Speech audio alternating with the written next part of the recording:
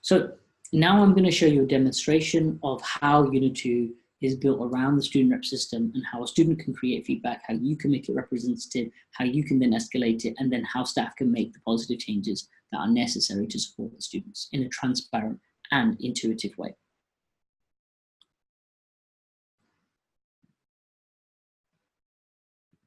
So I am logged in here as a student / course rep. Now every course rep is a student, but the account is slightly different. They have a bit more privileges, but essentially what a student can do, a course rep can also do. So that I'll be working from this account to begin with.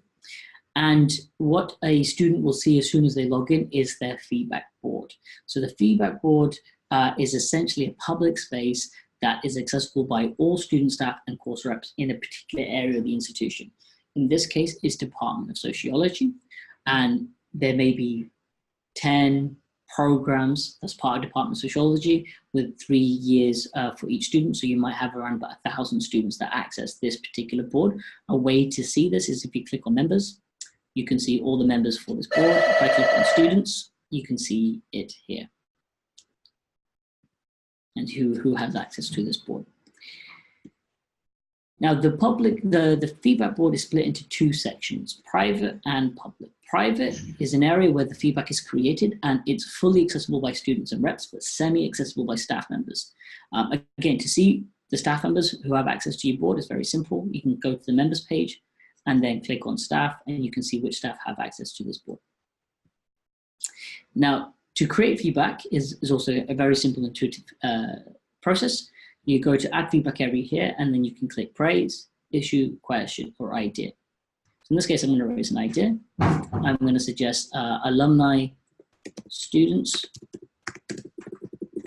to be guest speakers. And then I can add a description. What we encourage you to do is add a description that is very detailed, constructive, and insightful. This will allow students to be more willing to engage, and it will give the insights to the staff to be able to make the necessary changes. In the past, we've had students and reps create feedback that does not actually support and help staff and reps, help staff and other students actually engage and create the change necessary. For example, one student had created a feedback post that said, the lifts are broken in the title, and then the description is, can someone fix it? Doesn't really help any student or staff to really engage with that because there's many questions. Which building is it in? Which lift is it? Can you provide, like, there's more detail that's needed to be provided. So as more detail you can provide, the better it is. We also would encourage you to be as objective as possible in creating your feedback. The more objective you are, the more likely it is going to help staff to make changes necessary. The more biased you are, or the more skewed your feedback is towards, representing your own view, the less likely students and staff will be able to engage and really see that this is a change necessary to support all students, current and future.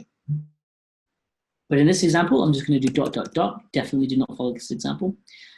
In every feedback post, and the idea also has a text area that says, for idea, propose an action plan. For issue, suggest a solution.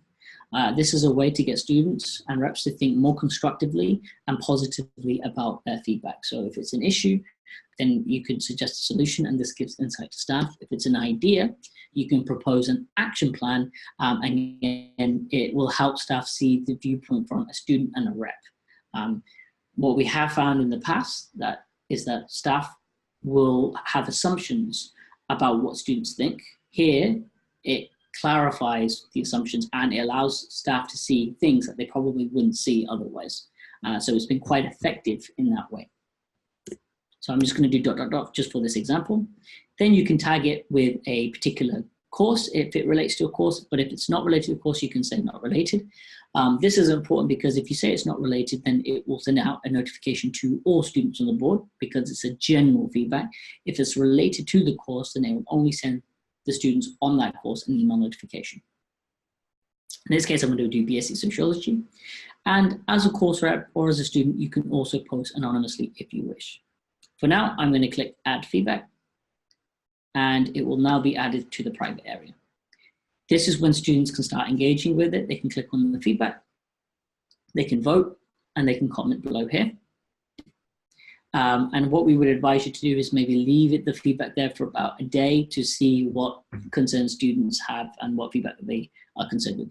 If it is something that seems to be very urgent, for example, Moodle has gone down or Blackboard has gone down and you can't submit your assignment, then we suggest raising it and escalating it to staff as soon as possible, even if there are 0 votes or 1 or 2 votes, because this is an urgent inquiry that staff need to deal with and students need to see if it's been dealt with. However, if it's something more like this idea about allowing students to be guest speakers, then we would say give it a day or 2 to get its feedback so it has more power for staff to weigh up it as a priority of making changes. So what I'm going to do now is show you what this board looks like to a staff member. So I'm logged in here as a staff member, Joanne Lane, part of Department of Sociology. I'm going to refresh the page. I can now see there's an idea created by a BSc Sociology student or rep in year 1. You can see there's 0 votes and 0 comments for now. Now, for a rep, the reason we've made this inaccessible for staff, but only to see this detail, is so that 1, it gives time for the reps to generate evidence behind their feedback, so votes and comments.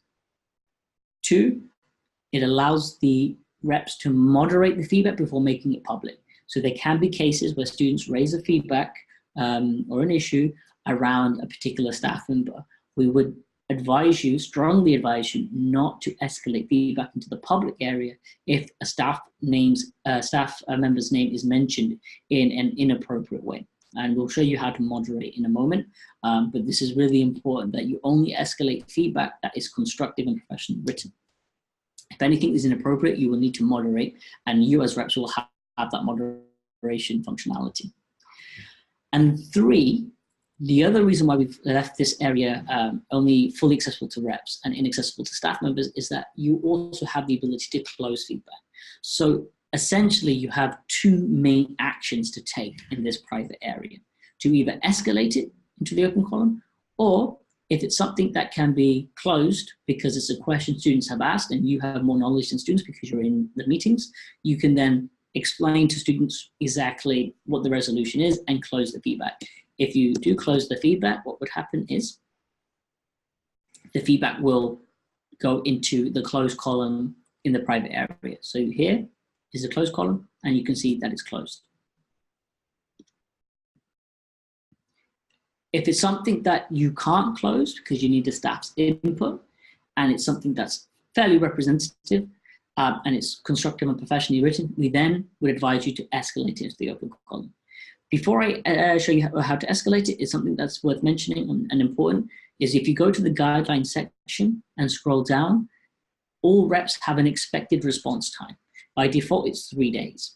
So you're expected to respond to the student's feedback within at least 3 days. 3 days gives it enough time for the feedback to be representative, to gain some level of votes and comments. If it's something that can be closed out, you would close it and then the response time would disappear. If it's something that can be escalated, then the response time will be based on what staff response time will be, because it will then be in the open column. Let me show you what I mean. So if I go back to the board and I decide that I want to escalate this to the open column, right now it says the expected response date is 3rd of November, as today is the 31st, so it's an additional 3 days. However, if I now move it to the open column, this pop-up will only come up if it's 0 votes and 0 comments. I'm going to click continue now. The expected response date will now change to the 5th of November because for the staff member, it's 5 days expected response time. And now that it's escalating the open column, students are now aware that their feedback is in the open column, that staff are now able to access it, and the staff members have now received an email. And if I log into the staff account and click refresh, I can now see that feedback in the open column here. As a staff member, I can now engage with the feedback and say, thank you very much. We will look into this. And then send comment. So that's one way that staff can engage with it. They can see the number of votes. They can see the comment thread that students have had from the private area.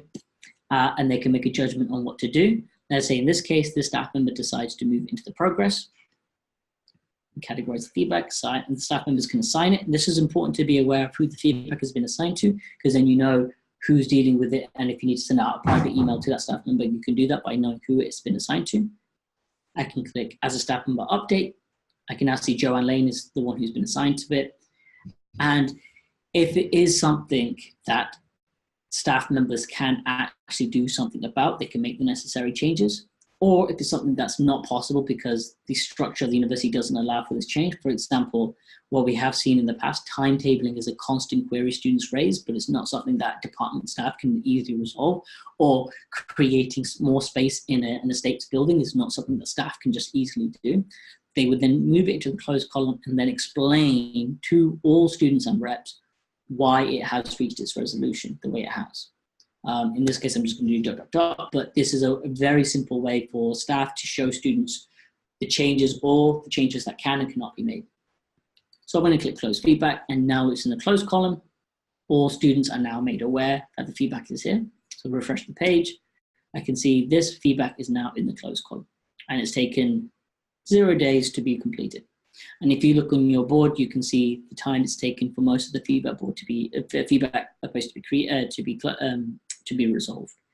In addition to that, if you want to see how other feedback has been closed out in the past, you can go to the archive functionality, and you can see over the past couple of years or year, or if it's the first time your university is running Unit 2, you can see how some of the feedback this year has been closed out. So this is essentially the demonstration I wanted to show you on how students can create feedback, how reps can make the feedback representative, escalate it to staff, and how staff can then be able to act upon the feedback, and how students and reps can track visibly and visually on how their feedback is being acted upon.